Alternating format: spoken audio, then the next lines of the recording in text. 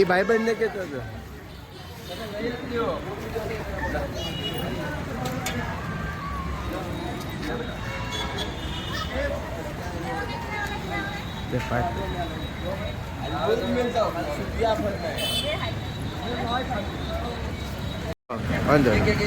છોકરાને પેલા આપજો.